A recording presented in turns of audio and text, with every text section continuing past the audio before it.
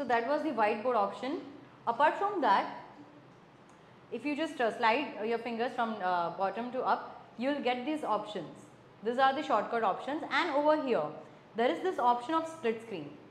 So in this split screen option, on one side you can play the video or browse something, and on the other side you can open your PDF file or images and have the interactive session accordingly.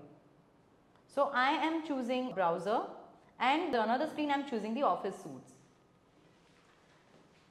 So over here I have my video which is being playing, I have my interactive session which is going on, and over here I have the notes related to the videos which I have loaded, and like that you can have the interactive session. Plus if you want to write anything on the video, it is possible.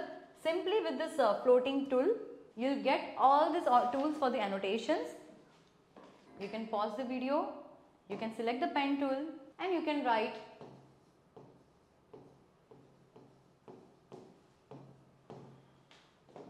Select the color.